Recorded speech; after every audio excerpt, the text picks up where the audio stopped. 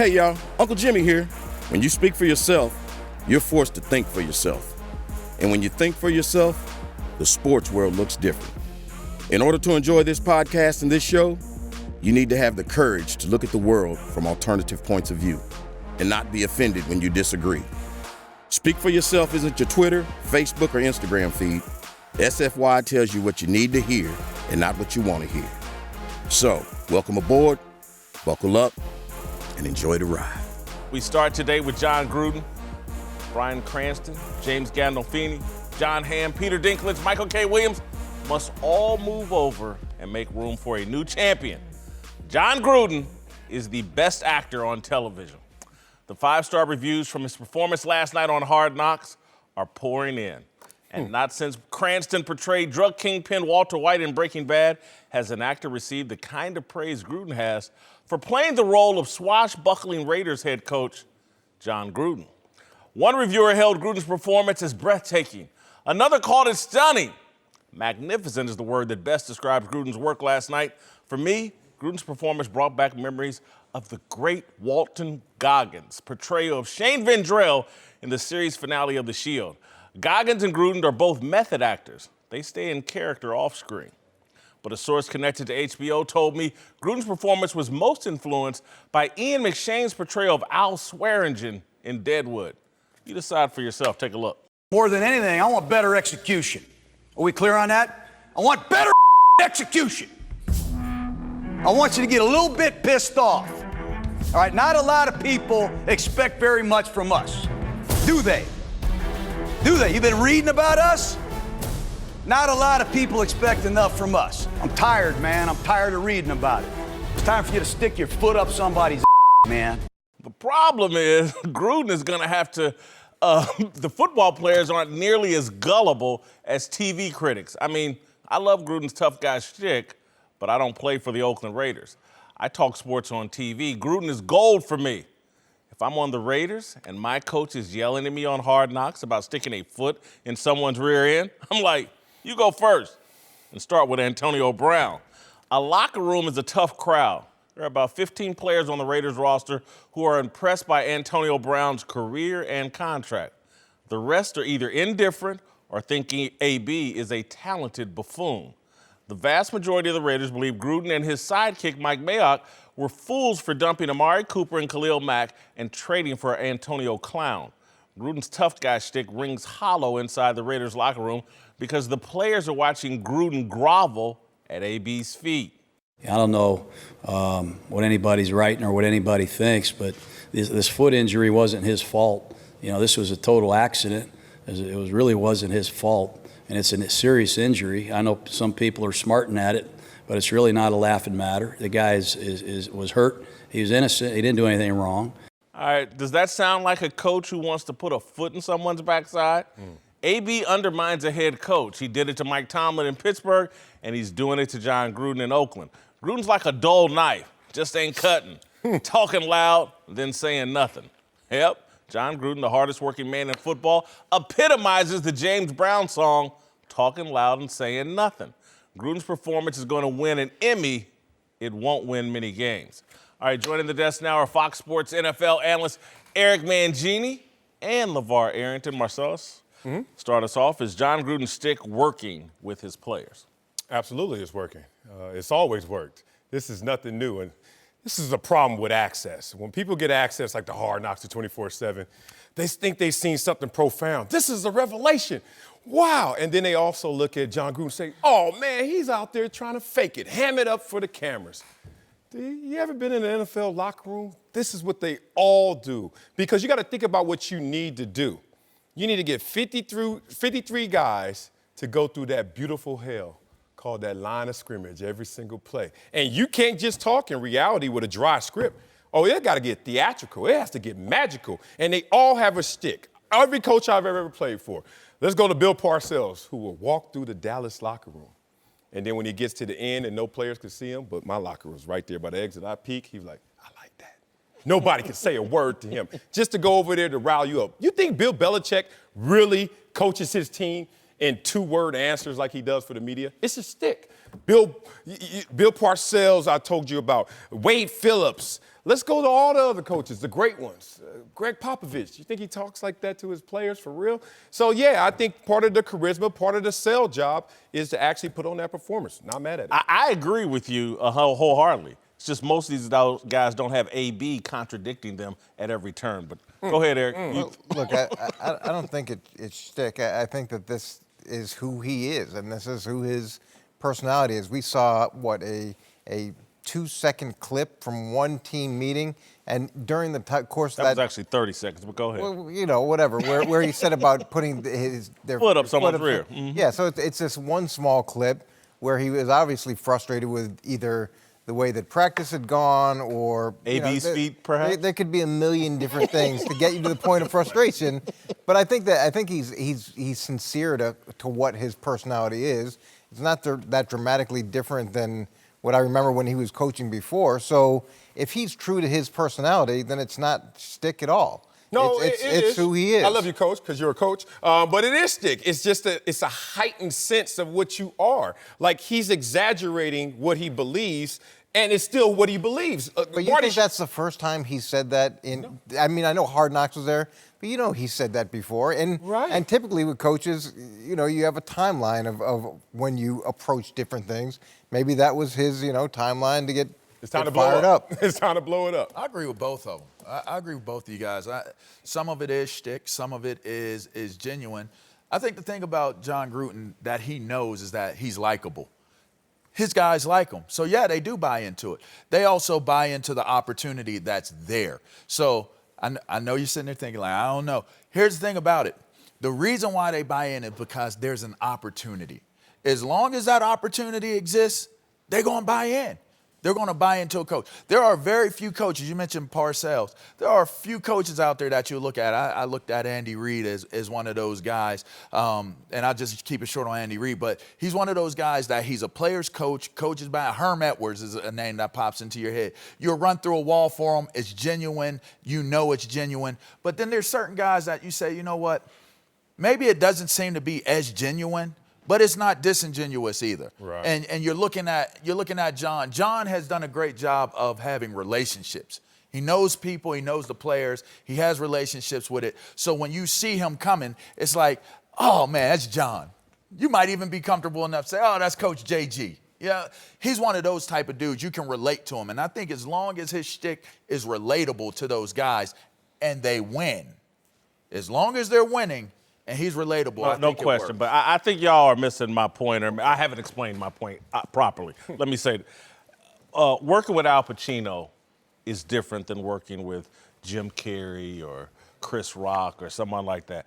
And so not all actors gel together. And what I'm saying is, when you're in a movie co-starring Antonio Brown, you may have to come with a different acting shtick, because it just doesn't sell the same when Antonio Brown is making a fool out of the entire organization and you're in front of cameras, in front of your team, acting like you the toughest coach in the planet and we're going to put a foot up someone's rear, and the players are sitting there, hey, man, how about you put some cream on AB's feet? How about you get AB to show up and act like a professional? It just all rings phony. Well, look, he's acting in this movie, as you say, but he's also producing it and he's directing it. Yeah, I know. And sometimes in movies, it's well known that you get some diva actresses or actors, but the movie needs to be made and it needs to be a quality movie. And you may not keep that actor around or bring that actor in for the next movie, but you need him for this one. So he's going to do whatever he needs to do as the director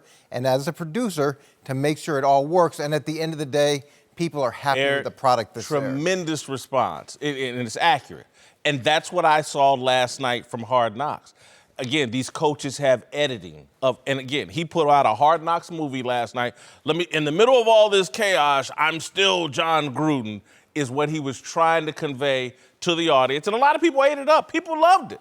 I just don't think the guys in that locker room did. I think to his defense, I've never met one coach from Little League to the pros that treats everybody the same. No.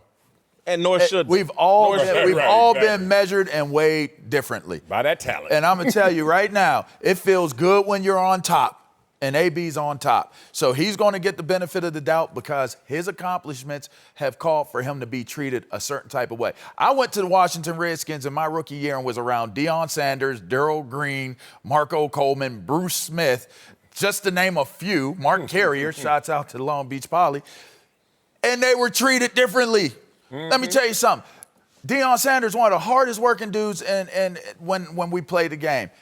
But Deion had a lounge chair, heated lounge chair, massager in the chair. That was before they even became a thing. And he had it in the meeting room. Yeah. He had his own lamp in the meeting room. And again, everybody going to be treated differently.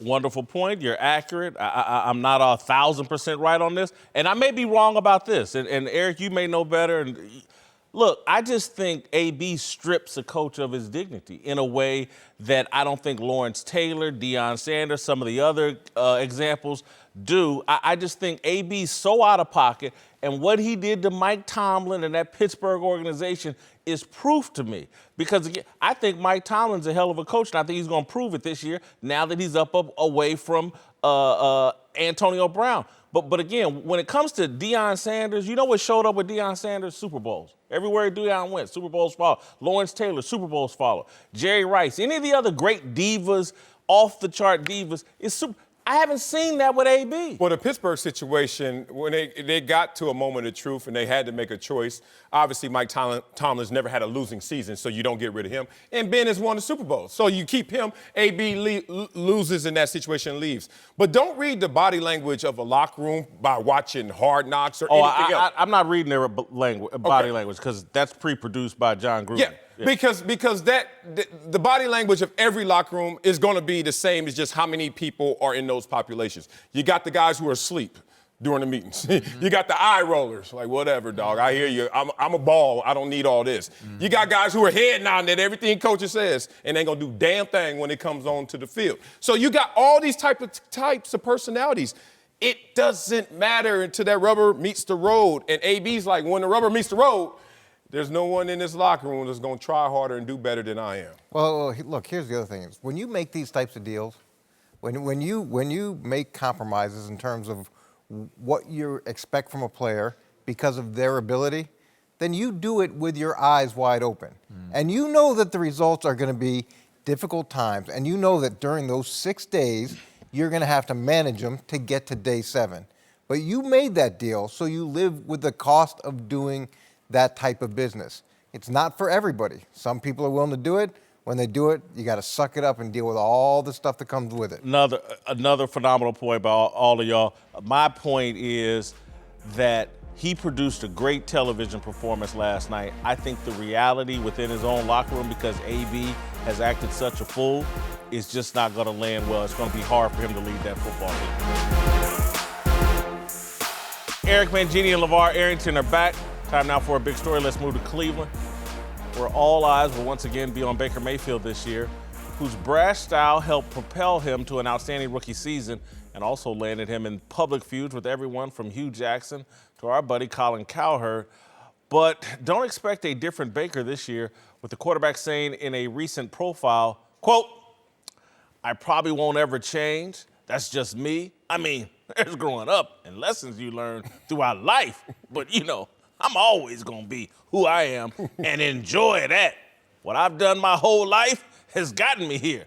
There's obviously improvements and things I have to work on every day, but how I handle myself and how I approach it, that can't change." All right, question to you. Did you ever do any classroom projects in front of the class? I mean, you imagine doing that? Right mindset for Baker? Yeah. Oh, yeah. I love it. Well-conditioned mindset and great returns on that mindset. And that mental makeup, what Baker possesses, brings juice. To a franchise that hasn't won a playoff game since 1994, you need a little life, you need a little juice. And that's what he brings, that presence. When we talk about the game of skill and greater game of will, where do you get that extra motivation, that extra layer? Because you've seen it. You've been in the locker room pregame. Football players have to go to a special place, almost a little psychosis, just to really psych yourself into going to battle. And Baker adds to that element just by his presence alone at the quarterback position. Imagine being in a fourth quarter game with Baker Mayfield, one possession away. and he's under center, you just feel life from him. So I'm with him. He said he can make some tweaks here and there, but wholeheartedly stay who you are.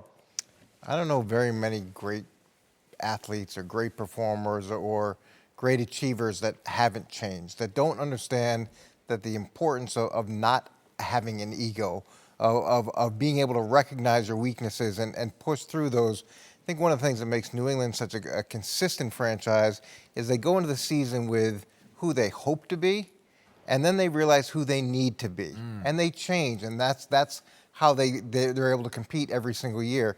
And we all know the definition of insanity. It's doing the same thing over and over again. Look, if you want to go down the first series of a preseason game and score a touchdown and then celebrate like you won the Super Bowl, yeah, that's great. Maybe that's the energy you need, but don't be surprised when people respond to that and want to shut that stuff down. I think change is an important part of maturity and self-awareness. Yeah, it's evolution. That's human nature. So I agree with you there. And I agree with you as well in terms of being that person, that symbol that gives you belief. Personally, looking at the way he's handling things and all of the scrutiny that is on him, he's a polarizing figure. So people are looking at him beyond what the game represents. And I think personally, looking at his response, I want to cuss y'all out. I really want to tell y'all how I feel.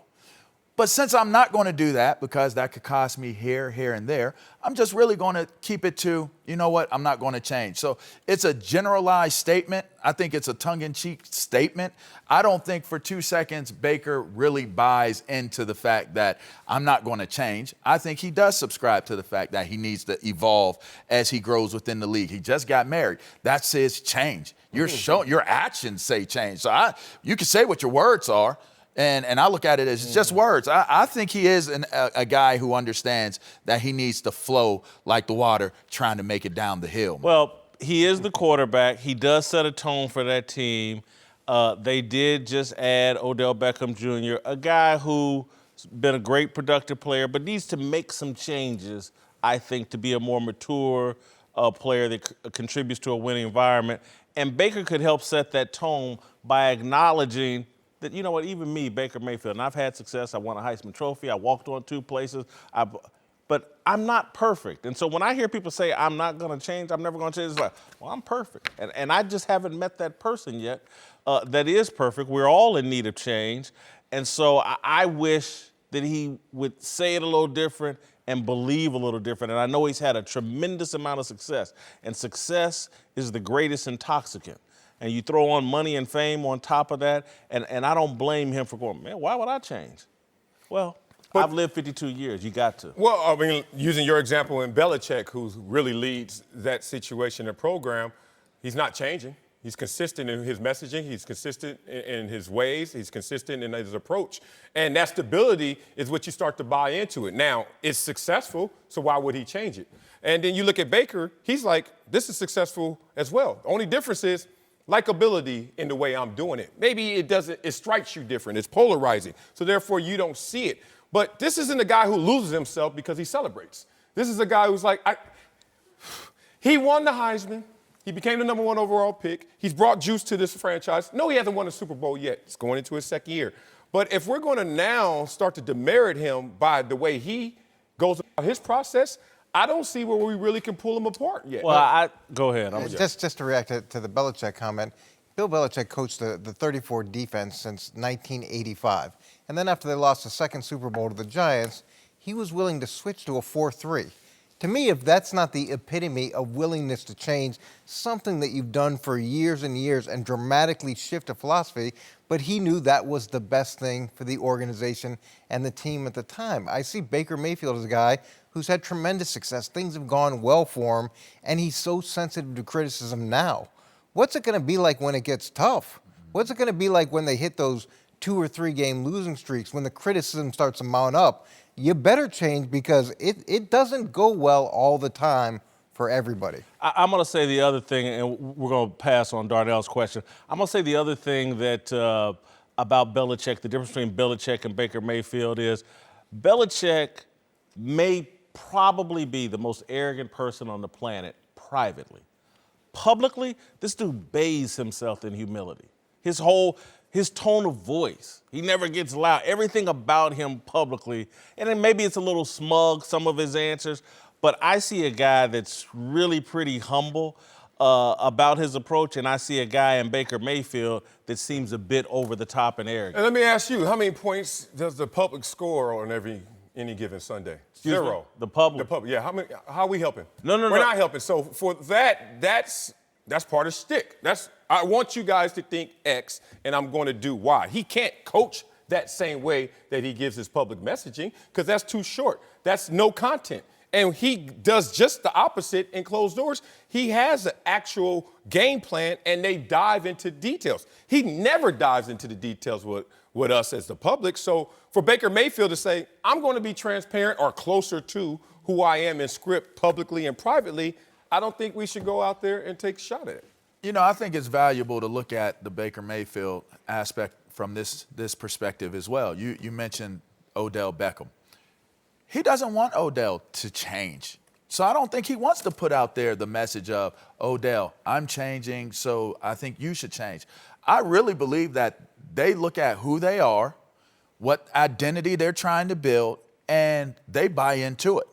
I think Jarvis is a very mature person. I think that Odell is a very mature person from what I gather from them. I don't know Baker very well, but if their work ethic matches what they're going to bring to the field, then I don't think that being colorful personalities, I mean, I think back to the Rams team with Torrey and all those guys and Oz Hakeem and how much fun they had and how they joked around and did a lot of things. This is just that 2.0, really, in my opinion. LeVar Arrington is back with us. Time now for Darnell's question of the day. I got a fresh new can of Twitter off. New can alert. Twitter off. Today. You can't prepare today, huh? I did. All right, what's poppin'? Yeah, we're going to talk about Jay-Z, whose entertainment company, Roc Nation, just signed a major deal with the NFL. Jay will now be in the leading role with the league's social justice program, and then Roc Nation will be kind of in the leading role for entertainment content, including the halftime for the Super Bowl show. But we all know just last year, Jay-Z tried to convince Travis Scott not to perform at the Super Bowl show, and you know, Twitter doesn't forget, but one person even tweeting out, Jay-Z working with the NFL after trying to tell Travis Scott not to. So I want to ask you, do you guys like Jay-Z making this deal with the NFL after questioning Scott's halftime performance? Love it. Love it, love it, love it, because the truth eventually all comes to the surface. And look, man, my position on Colin Kaepernick from the get-go was like, man, don't do something that interferes with your money. The NFL is a vehicle for you to make money. That's all that the NFL has to offer you. Go get it. And unfortunately, Cap didn't take the advice. Now Jay-Z is giving the same advice. In my opinion, his actions speak louder than words. The NFL is a vehicle to make money. The social justice stuff on the field just isn't the smart play. So I love, and normally I criticize Jay-Z, but this is a smart move. It's certainly a smart move. For clarification purposes, Jay-Z said he called Travis Scott to tell him don't take second fiddle to Maroon 5. That's what he said today. Look, I felt that in the moment. I said he's not calling him in the moment when that came out, because there was never a transcript of what Jay-Z said. No. Reportedly, Jay-Z is calling Travis Scott. When you throw a Cap jersey on, though, it does kind of make it seem like it's about Cap. But go ahead. Oh, yeah, you can add that up if you want to, but at the same time, he also called Cap for this situation. So after the fact, but go ahead. It's during the fact, because there's no fact. There's like a conversation to make this a reality, and Cap was involved in that conversation. Travis Scott, your last #1 album was when? I don't August know. 2018. Sicko Mode. Right before the Super Bowl. When was Maroon 5's?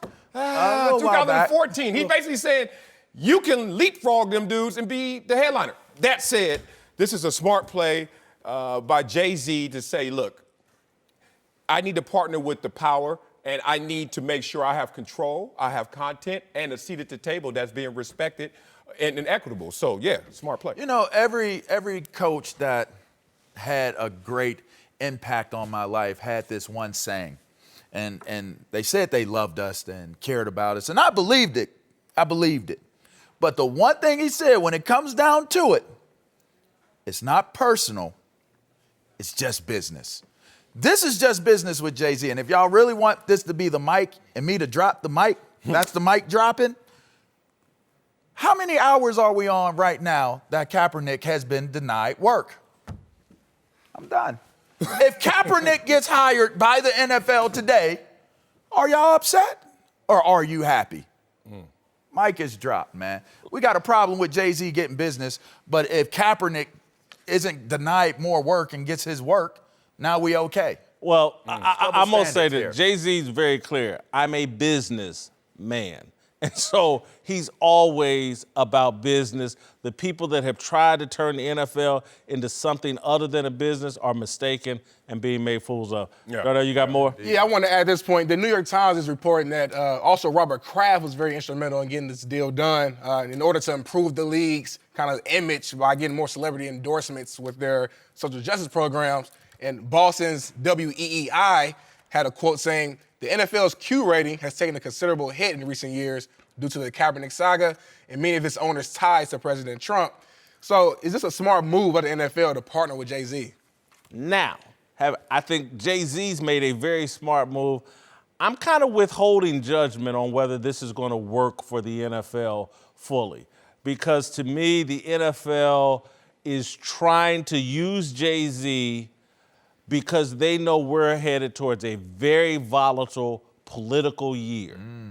This election cycle over the next year is going to be bonkers.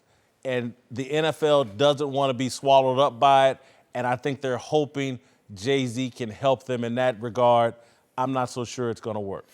I think it will work because you have two worthy partners, like the NFL, king of all sports in our country. Let's just be real about this. And Jay-Z certainly has his hand and his pulse of our culture understood fully.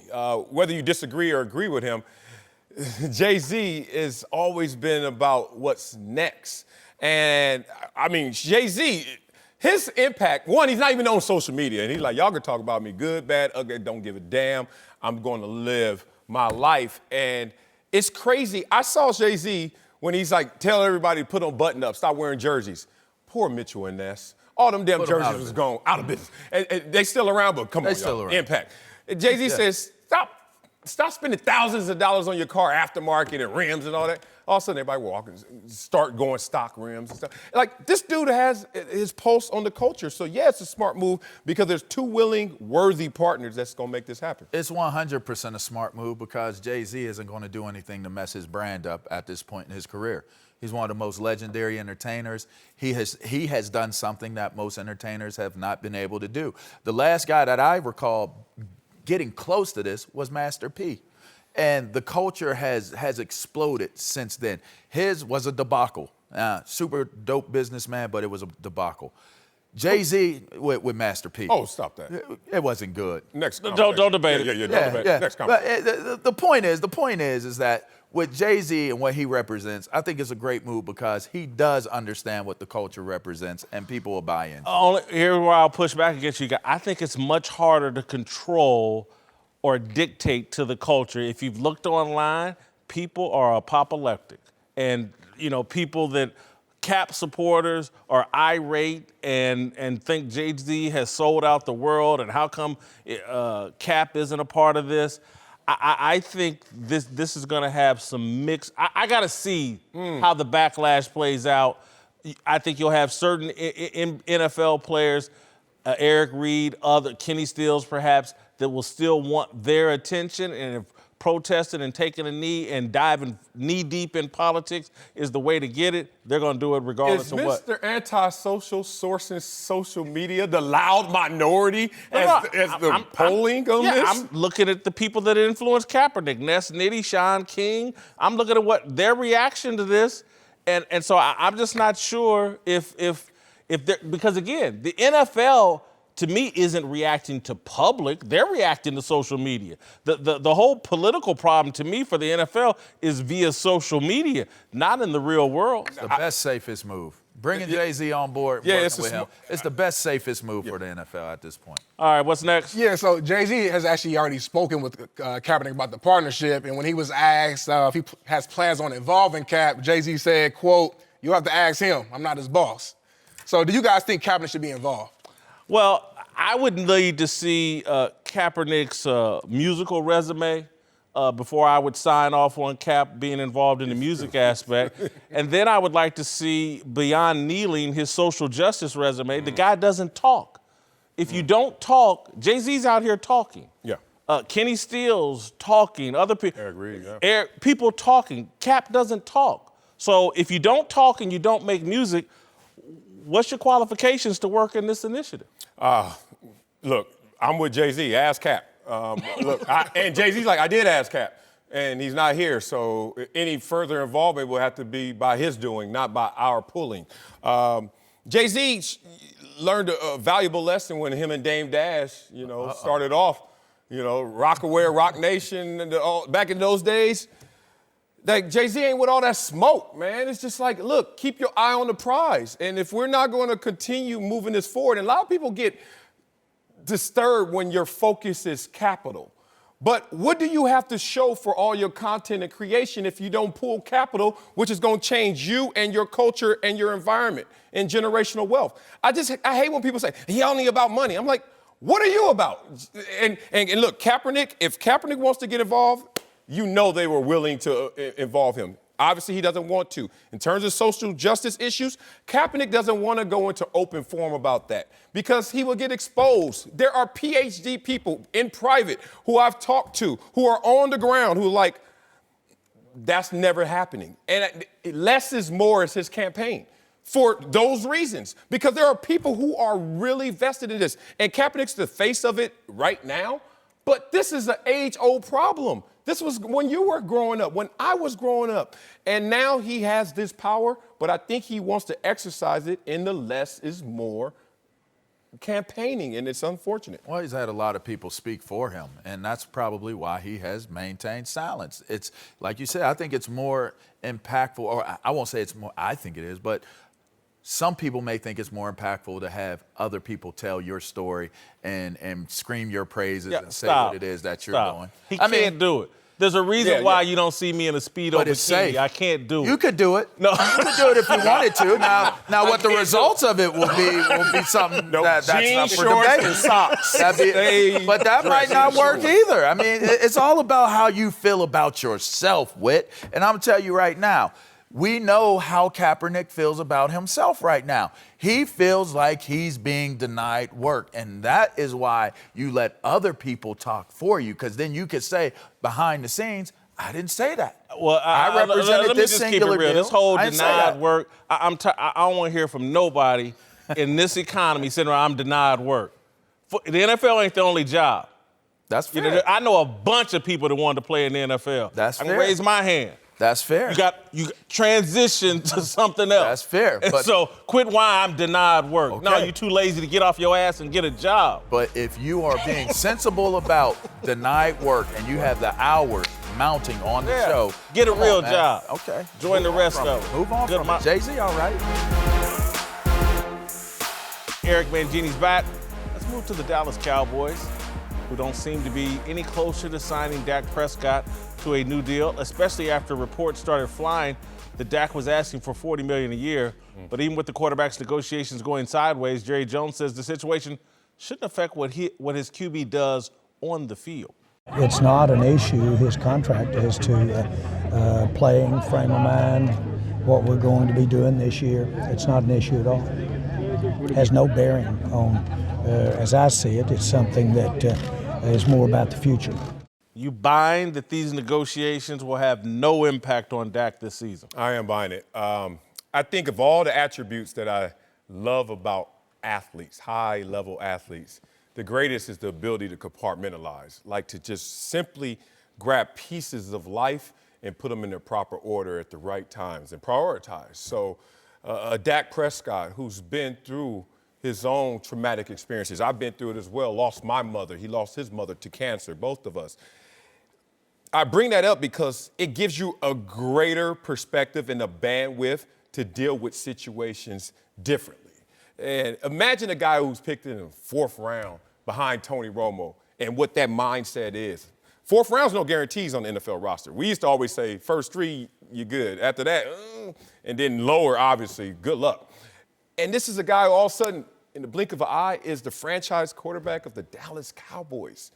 We reset his expectations, but there's still a part of him in his blood flow that's like, man, I'm on borrowed time. He's made $2.7 million in 3 years, and he's going to make $2 million this year. And everyone's like, oh, my God, if he doesn't get his contract right now, how's he going to respond?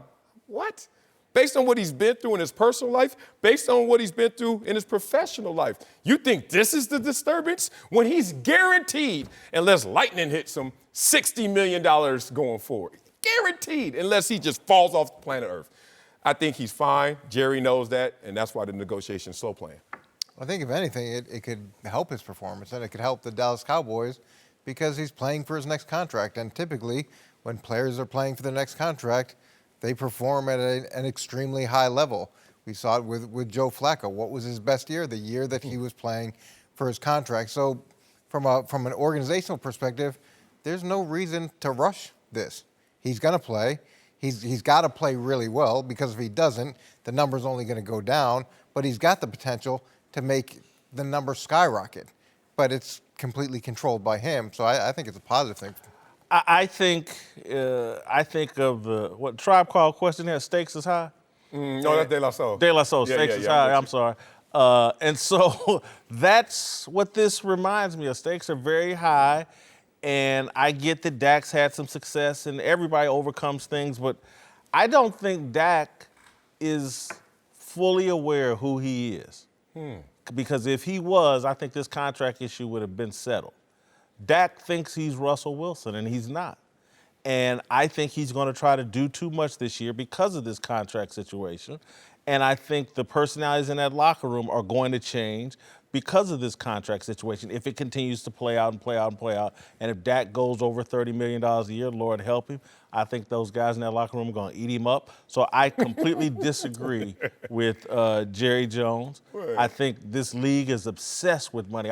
Watching Hard Knocks last night, rookies come up and talk, and they got to tell what their signing bonus is. Yeah. The league is obsessed with money. And when Dak walks in there at $30 million or whatever, or if he doesn't sign, whatever, it's going to be a nightmare, in my opinion. I disagree with that. Like, I knew who I was when I was a free agent the first time. And I knew I wasn't better than Bruce Smith. And I certainly knew I wasn't better than Junior Seau. But I got paid more than both of them. And you know what? It just had to go that way because I was next. And it's like you got to go with the inflation. It's rising all these boats. And I don't give a damn you got a yacht. Guess what? My boat's up here at the same float level as you. And Dak knows himself. He's built for both worlds. He's built for the understated fourth-round guy who came and is taking it all in. Marcellus, I'm going to say this. When you got your money, when healthy, you could go get it. Plain and simple. Didn't need no help, you could go get it. That's not Dak Prescott. Saying he ain't good? I don't. Dak is good. What do you mean?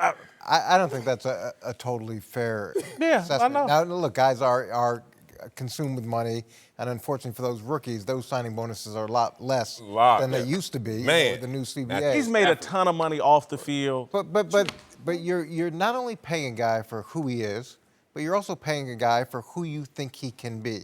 And sometimes we look at this and say that the player is going to stay where they are. That's not true. Because of traits, he has the potential to keep growing and keep rising. I could be a Idris Elba. I could be. I just lost the weight. Uncle Jimmy's here. You know? Oh. Your thoughts? Big dummy of the day. Man, listen here. The big dummy of the day go to somebody who think that they can use a big word like Jesse Jackson and don't nobody pick up on it. Narcoleptic. Did you hear that word, apoplectic? To be overcome with fear or indignant and anger. Did you hear him say, apple pocket, Tupac, go ahead and rock this? Tupacalypse? Yeah. Did you hear that? Or did he just kept going? Apocalyptic. He plowed through Well, here's a highlight from our discussion earlier about John Gruden. Yep, John Gruden, the hardest working man in football, epitomizes the James Brown song, talking loud and saying nothing. This is a problem with access. When people get access like the Hard Knocks to 24/7, they think they've seen something profound. This is a revelation. Wow. And then they also look at John Gruden and say, oh, man, he's out there trying to fake it, ham it up for the cameras. All right, Uncle Jimmy. As you know, I said John Gruden won an Emmy last night. Better than Bryan Cranston in Breaking Bad. Your thoughts? Where's our Emmy? This is the very reason I tell y'all that y'all need me to be sitting up there at that big table. Oh, man. I need to be part of that Whitlock, because I don't know what the hell you talking about. What? Hey, man, how you didn't watch Hard Knocks last night and see what everybody else in America saw, I don't know. Because I looked at Hard Knocks last night, and I saw my man John Gruden up there, man. He looked like Gabe Kaplan in Welcome Back, Kotter. Man, you see him up there on the chalkboard trying to teach them damn sweat hogs. They wasn't paying attention to nothing. Man, John Gruden, man, God bless his heart. God bless Gabe Kaplan's heart, man. He could have took a job anywhere. Stop. He took a job at his old high school with them old badass kids that didn't nobody want to deal with. Got kicked out of all the other schools. Yep. Come on, man, but you know what? Mr. Carter believed in them kids. Yeah. And you know what? just like John Gruden believed in them Raiders, they might surprise you because somebody believed in them. Think about it. Think about this. Wait a minute. AB, that's Vinny Barbarino. The heartthrob, all he wanted to do was go to the big city. He didn't care about learning nothing. Showed up to class late, you know? Hey, Derek Carr on a Horseshack. He just want to get along. Just that dumbass laugh. That's it. Hey, Freddie Boom Boom Washington. Who's that? Vontaze Burfict. Hey, and then there's Juan Epstein. Yeah. You know, that's the one who was always in trouble with the law. Remember, he would jump in Mr. Carter's window just out the clear blue sky because he running from the law. You never knew what kind of trouble he was going to get into. That was Ricky Incognito. I knew it, Richie. That was Richie. So how you didn't watch Hard Knocks last night and just feel sorry for John and just go, welcome back, where your dreams are your ticket out. Hey, welcome back to that same old place that you laughed about. Hit it, brother. Whoa. That's pretty good. Who'd have thought they lead you? All right, that's pretty good. Who'd have thought they... All right, we gotta go. John Gruden is on a crash course. He's down to a dumpster fire in my rankings. A 39, 4-job performance, 17 all-time greatest, 13 character, 5 authenticity after watching that Hard Knocks this morning. Yeah, y'all tease him a lot. 39, dumpster fire. Oh, man.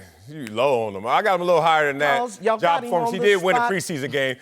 So you would have destroyed him if they would have lost the game on top of all that. On and off the camera, he's the same old Chucky, man. I give him respect for that, so authenticity goes up as well. Got him higher than you, bro. Look, the public once again agrees with me, Marcellus. Our Twitter poll had 39% of the public has him as a dumpster fire. That dumpster fire button getting a lot of action, brother, on this show. It's John Gruden. Can y'all vote for real? All right. Pro Bowl I liked vote now. Uncle Jimmy's Welcome Back Carter deal. That was pretty good. All right, we'll see you tomorrow. Welcome back, John. Welcome back.